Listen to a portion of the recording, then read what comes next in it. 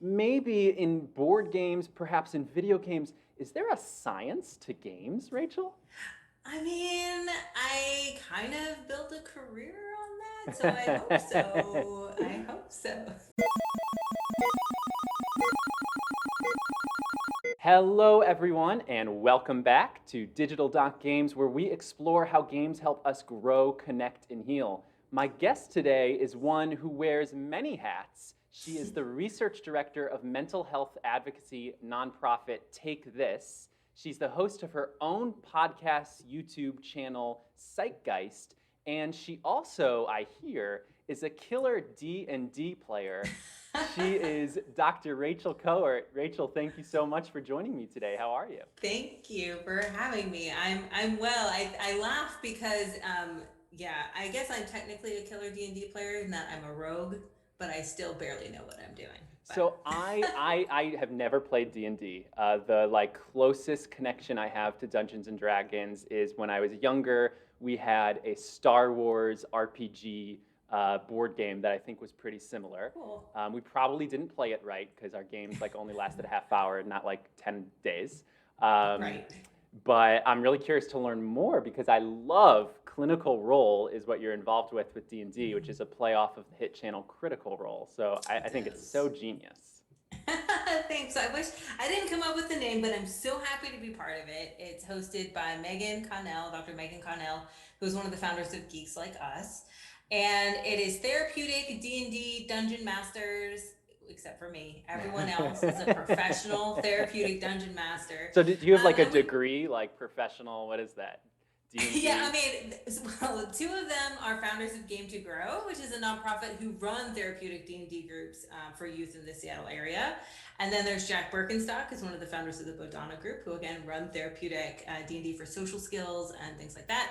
And then Dr. B, who's the clinical director of Take This, who no longer runs those kinds of groups, but used to as well for children with autism. So, and Wow. then there's me, who's like, what dice do I roll? What are we doing here? But it's a lot of fun, especially playing with professionals. They improv, they have voices, they're wonderful. So it sounds like, Rachel, you're telling me maybe in board games, perhaps in video games, is there a science to games, Rachel? I mean, I kind of built a career on that, so I hope so. I hope so. Well, I think there is, and I'm so excited to talk to you all about the science of games. I want to thank you for tuning in to Digital Doc Interviews. Black Specific, I see you there. Doc Brooke, I see that. I want to give a shout out quickly. I usually do this towards the end of the stream, but I'm going to jump right in. Give a shout out to my good friend and Digital Doc alum, Doc Brooke, who is a charity streamer over on Oh, twitch.tv/Doc nice. Brooke. And this entire month of December, her charity of the month is Take This. So yeah, Oh, it all Doc Brooks, connects. thank you. Yes, that's wonderful. So go over to Doc Brooks' channel and show her some love.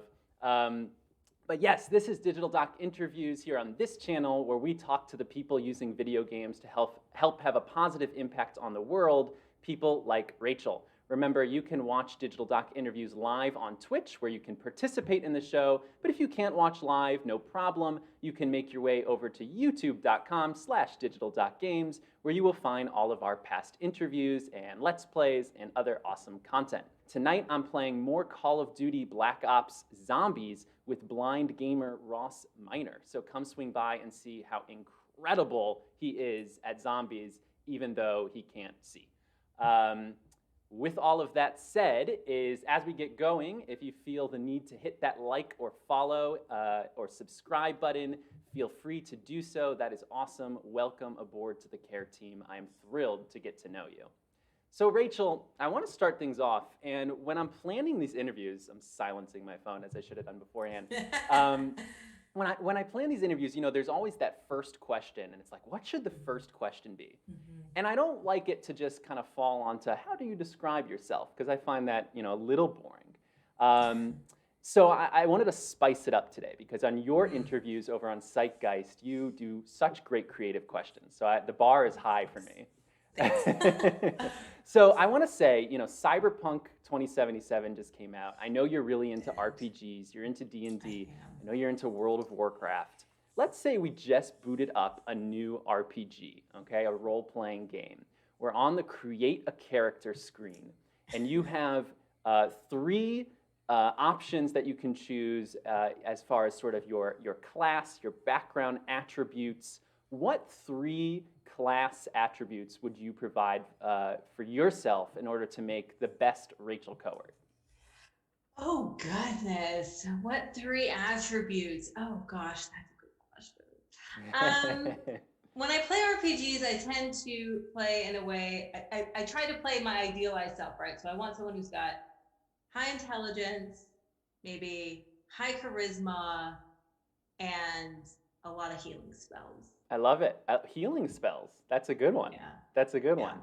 Okay, so the intelligence I definitely want to talk about because you have an extremely impressive background. Could you tell Oh, thank us a you. little bit more about your background, sort of how you came to merge these two fields of science and games? Yeah, it was kind of a winding road. I always wanted to study psychology. I knew that from pretty early age. And I also knew that to have a job in psychology, you need a graduate degree. So I started with my bachelor's in psychology. And then I was very convinced that I wanted to be a therapist.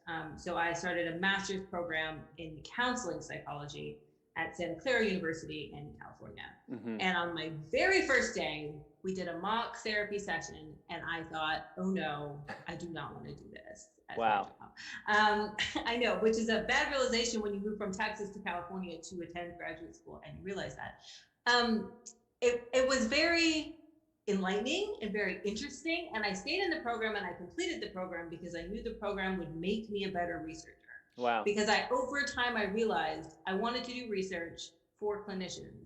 And if I want to do research for clinicians, I need to know what tools clinicians need. Right. So I completed my master's, and during my master's, I saw a lot of parents. This was World of Warcraft peak time, 2007, 2008. I was playing. Parents. I was playing. A lot of parents concerned. And after like the third group of parents, I was like, do I need to be concerned about myself? I was playing I was end level rating. I was playing 5-6 nights a week. I was playing all the time. And at the time, there was no research. Very, very little. 2-3 papers, maybe. Wow. So that's when I went to pursue a PhD, looking at game studies, thinking this is the whole area, again, to find information to give to clinicians, to give to parents. So, I mean, so what do you think it is? And obviously, you have a professional opinion on this as well, I'm sure. But we hear this all the time, right? Parents, certainly growing up, my parents giving me a hard time for playing so many video games. What's the disconnect, this sort of gut reaction that so many people have to video games that know this is bad? Where do you think that stems from? And I guess what steps are you taking to address that? Yeah, I think it's twofold. So I think the kind that we got from our parents was really related to the moral panic about new immersive technology. So there's been a long history of moral panic. It comes in cycles depending on what the latest thing is. It was Dungeons and Dragons is a bunch of devil worshippers, or it was rock and roll music is going to sexualize the generation, right? Right. Video games are going to make our children lazy and antisocial and whatever. So that's like the initial kind of underlying driving force. But by the time we got to World of Warcraft era, I think the concerns were very much driven by the fact that the games were played online with strangers. Right. Because the concerns were they're antisocial. They're in their room and they're alone and they're talking to people they don't know. Yeah, I mean, so is that a focus of your research, looking at those social interaction in games versus, I put this in the most quotes, the biggest quotes I can get, but real life, right? Because I don't know if it necessarily. It's the worst distinction, but there's that's just what people use. That just seems to be what we have to default to. Yeah, so originally when I pitched my research project for my PhD, I wanted to look at how games impacted our adaptive functioning, our physical, social, and psychological well-being. But for anyone who's done a PhD, or for those who haven't, fun fact, you come with this idea and your thesis is this idea. And it ended up being the social impact of games. So how does socializing online impact our ability in terms of our skills, our actual abilities to socialize offline? So that is kind of where my niche ended up. Right. And I mean, I'm sure this is a very, very, I mean, I know this is a large topic, larger than we'll ever get to the root of in this interview. But can you give a little bit of a Spark Notes version, or get us something, Sure. excite us about this thesis? What did you find? It was 4 years of excitement. Yeah, the TLDR, I guess, is social ability-wise, our social skills. Generally speaking, I did a series of studies. There were no significant differences in actual ability between people who play online games, people who exclusively play offline games, and people who don't play any video games at all. But if we look at other outcomes, things like friendship networks, we see that people who play games report meeting lots of friends online and having greater sense of of the different kinds of social capital. And there are a lot of positive social outcomes to come out of looking at these different groups over time, which, to be genuinely honest, I will tell you the God's honest truth, I thought I would find a difference slanting towards the negative because of the amount of concern that I saw from the parents. So some people have interviewed me before and they're like, you're pro games, like you're always kind of like singing their praises. And I was like, I'm telling you what this science says, because I genuinely expected it to not pan out this way. Right. So, I mean, how do you feel in 2020 versus when you started? How has the field progressed right now? How is the gut reaction towards video games changed? Well, it's funny that you asked that. So every Wednesday I release a new video on Psychgeist, and the one that I'm releasing today is actually looking at how the narrative about games has changed since COVID. Because I would say in the 10 plus years I've studied games, the general narrative hasn't really changed until COVID. Wow. And now we're seeing a huge shift into games are great for families. Games are great for social connection. Games are a great way to do something fun, safe, 6 feet away from each other. Wow. Things that games researchers have been saying for a long time. All it took was a pandemic, right? All it took was, a horrible global pandemic. Right. But, and I say even at the end of the video that COVID is horrible and the pandemic is horrible in every imaginable way. But if we want to take a good thing out of it, besides people staying away from me at Costco, which is wonderful, it's that the narratives about games has really shifted. Huh. So do you think that's something that's going to remain well past the pandemic? Yeah. I don't know. Yeah. I don't know. I think it's 50-50. Either it'll go back to these violent games and game addiction, neither of which have been in the media for the last 9 months. I couldn't find a single coverage. Interesting.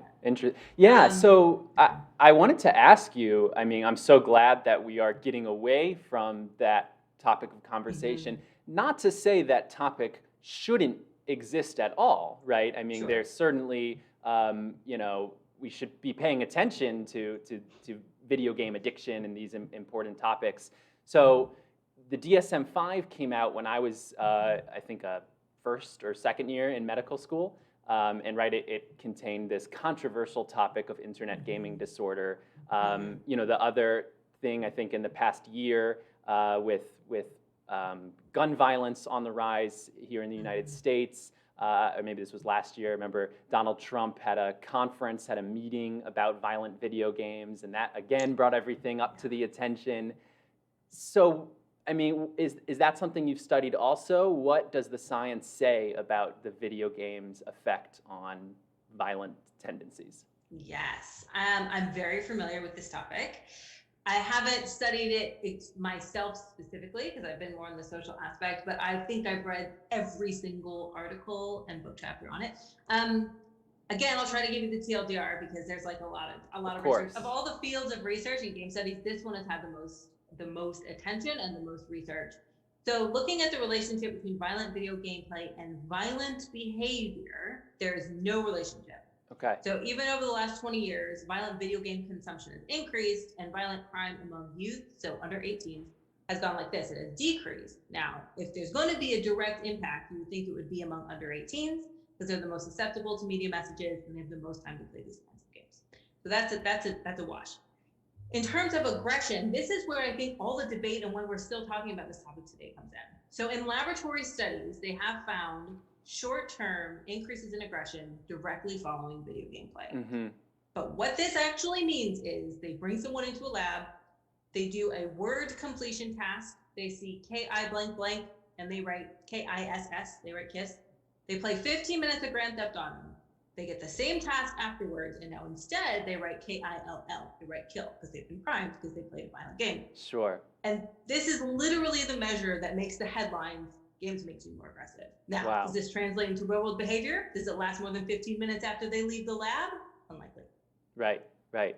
So tell me about Take This. So you're the research director at Take This.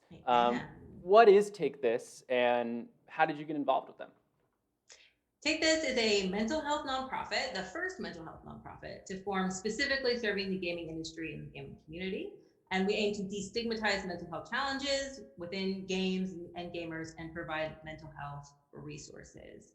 I became the research director 2 years ago. I had known about Take This for many years, and I attended my first PAX conference. I was invited to be on a panel by Dr. B, who's the clinical director of Take This, and I basically bought him coffee and badgered him. He gave me the job. Right. I was like, you need a research director. And he was like, oh yeah, that'd be great. And I'm like, no. That's right. You need one. So yeah, I forced them. And what types of research are you doing at Take This? I mean, what's your mission there? Yeah, well, my mission again is to provide information. I am very passionate about taking the information we have in the ivory tower, taking it out of the ivory tower and giving it to people, so to say. A lot of times academic work is written in a way that's hard to understand, or it's behind paywalls. And this information was really generated for the people who consume games, for parents, for gamers, for industry, members of the industry, if we're talking about things like mental health representation in games and that sort of thing. So last year, our big mission was to publish a white paper, which is kind of the state of the research of the gaming industry. And it talks a lot about mental health challenges associated with crunch and harassment and discrimination and diversity in the workplace and things like that. This year and coming up in 2021, I'm working a lot on anti-toxicity initiatives. Gotcha. So things about dark participation and how to create tools for gamers from the bottom up to fight this negative behavior in these spaces that are supposed to be fun and loving and inclusive. I mean, I love hearing you talk about it because it gets me so excited because, aside from video games, but also including video games, a big area of interest for me is digital health. And a big part of digital.games is that many video games and many video game technologies can be actually used for health and become a part of digital health.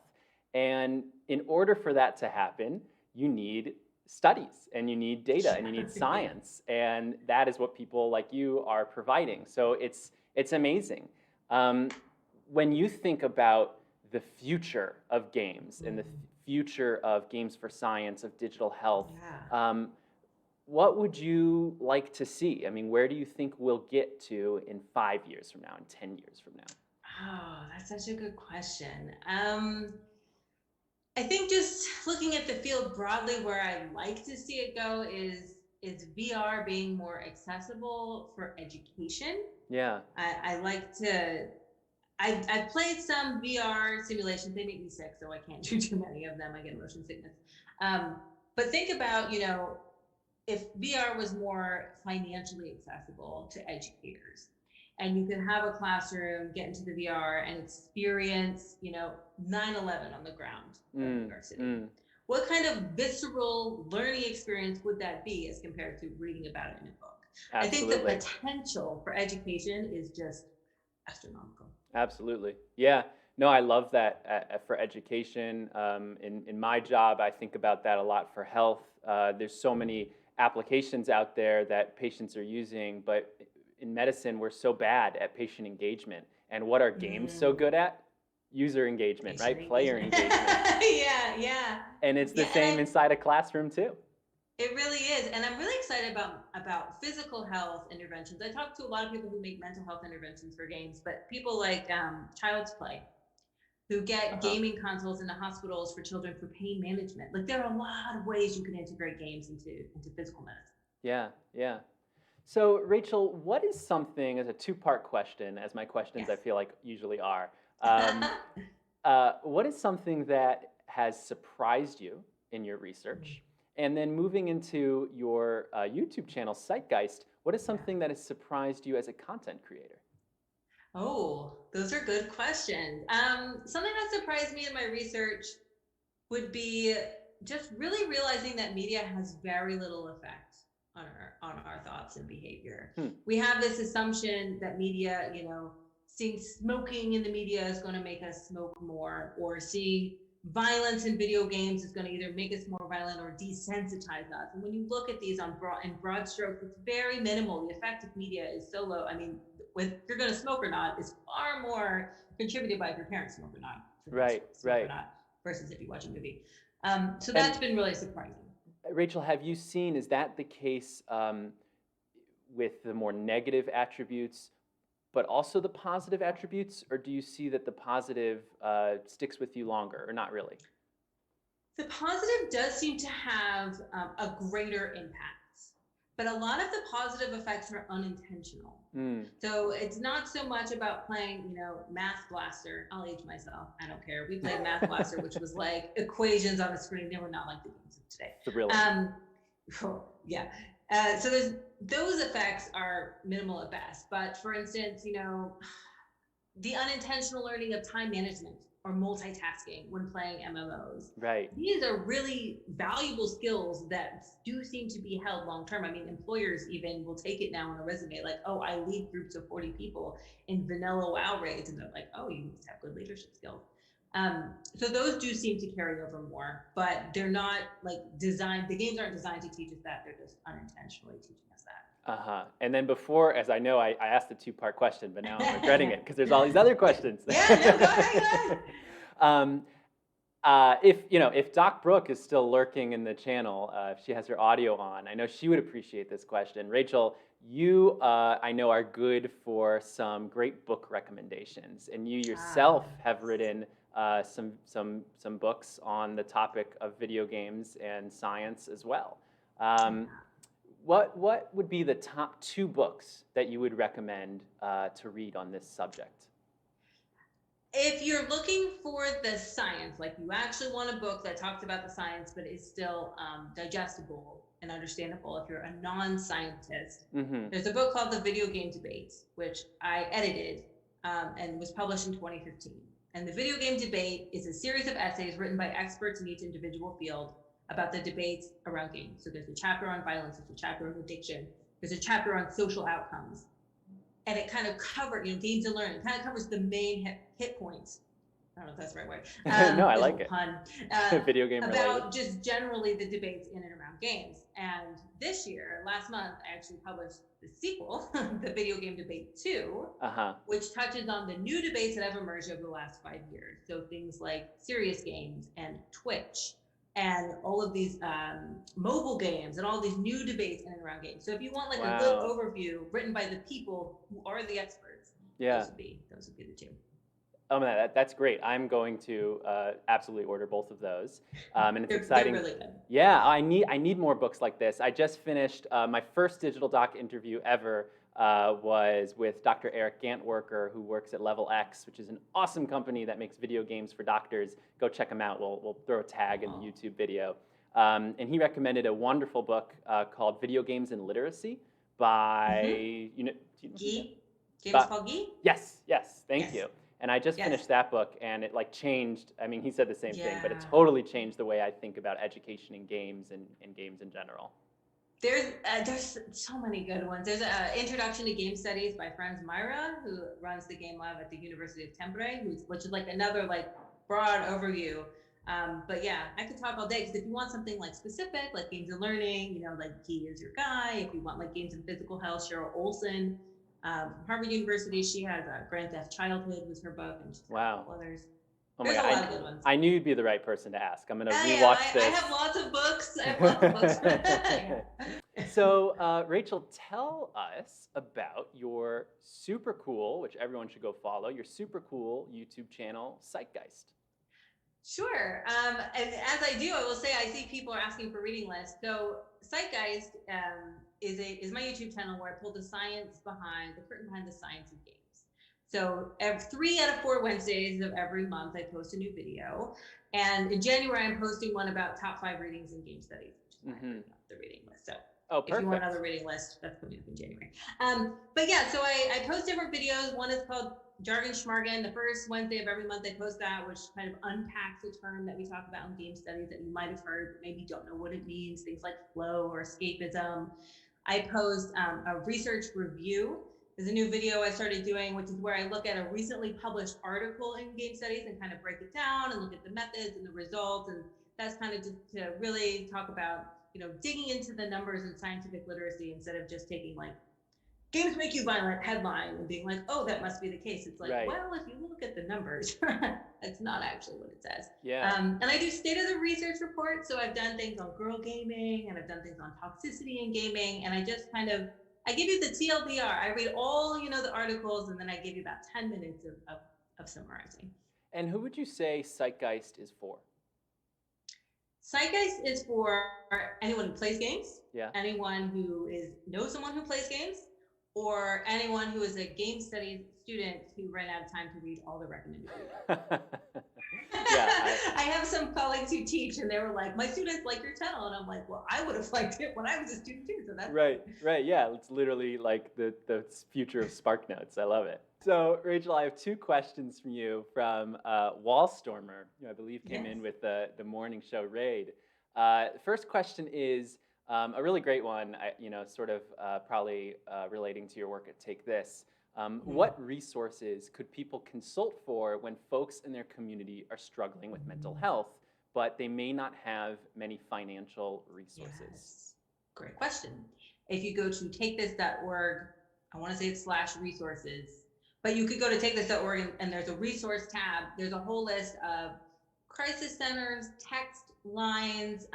You can find therapists ranged in area that are on sliding scales. When I was going to therapy during my master's, which when you're studying to become a therapist, they strongly recommend you go to therapy, which makes sense. I think therapy is great for everyone. Sure. But all you have to do is call and be like, I'm a student, or I only have this much money, or I don't have any money. Can you see me? Are you offering services to people who can't afford, your normal rate? And you'll find someone. Yeah. They are out there. Yeah. I also think if they're in the gaming world or in another type of culture where other people sort of exist and cohabitate, I've found in 2020, and I've known that a lot of other people feel this way as well, by diving into these online communities, and Rachel, I think you'd agree, you really can feel a lot of support and love, and it certainly helped with my mental health. Definitely. I mean, there are a lot of really great communities out there. Take This also has Take This streaming ambassadors, which I know that Digital Doc obviously wants to join. We have an ambassador program, which are also listed on the website, which are streaming channels that have had training, and they're mentally health supportive, mental health advocates. Not that it's like a substitute for therapy, but if you're looking for that social support and a welcoming community. Right. Yeah, we were talking before we went live about Mixiety in her channel, and she's an awesome mental health advocate. She's an ambassador. And there you go. There you go. Yeah. Second color from Wallstormer says it's a little bit more of a fun question. Yes. He says, I noticed your color organized books on your shelf. What encouraged that choice? It's pretty, isn't it? Beautiful. I'm a huge fan of the Home Edit, which is like really like suburban mom Instagram channel that you would follow. But they organize by color, and I just really like the way it looks. I will say it is sometimes more difficult to find the book that you want, but these books down here, these are mine. Like I've written in them, I wrote them, or I have a chapter in them, so I know where mine are. So anyone else, I can just kind of struggle. So the next book you write, you'll probably be like, I need a little bit more orange representation. I need a little orange. This is all really black and blue. This is not exciting. I need better covers in mine. There you go. No, it looks very nice. A lot of people have been pointing out your background there. It's always, I don't know, we're all excited for life to go back to normal. I tweeted this out the other day, I think, but I don't know what I'm going to do when I can't make small talk with people about their Zoom backgrounds. I know, that's true. I know. Be like, that's 2021. Yeah, I know. I don't know. Well, hopefully better things ahead of us, even without the Zoom backgrounds. Last question for you, Rachel, before we close shop. Favorite game? Of all time? Of all time. Favorite game of all time? Is that too I hard? always give the same answer. No. Okay. It's very easy. Final Fantasy VI. Final Fantasy VI. 6 is my favorite of all time. I did a podcast the other day, and I guess they also are a fan of Final Fantasy VI. And the question was, is Final Fantasy VI the best iteration of the game? And yes, it is. Right? I'm like, yes, it is. I love that game. It holds a special, like, nostalgic place in my heart. I think, I played it when I was like 10 or 11. Yeah. I love RPGs. It's a great, like, ensemble cast. I'm a huge Final Fantasy fan, and 6 is my favorite. I love it. I love it. So are we going to get, I don't know like the Final Fantasy series so deeply. Are we going to get a Final Fantasy VI remaster, you think? Oh gosh, you know how much I would love that. But I just started playing the Final Fantasy VII remaster. I'm late to the game. I have little children and no time. I get it. And I'm disappointed in that it's just half the game. So it's beautiful and immersive, and I'm so happy. I played the demos like at 3 different PAXs, and I've been waiting so long for it. But I guess because it takes so much time to do, it's like you're in Midgar the whole time, like you never leave. So I mean, I'm gonna have to wait 20 years for a 6 remake if I already have to wait another 5 for like the second half. That's right. That's right. Sure. Yeah. I would love a remake. There you go. Okay, so everyone tweet out to Square. Rachel Kowert wants to. Yeah, Rachel says. Do it. Let's make it happen. Rachel, thank you so much. This was so fun. I've learned so much. It's so important to shed light on topics like this. You're doing such incredible work. Keep it up, and I'm so excited for our paths to continue to cross.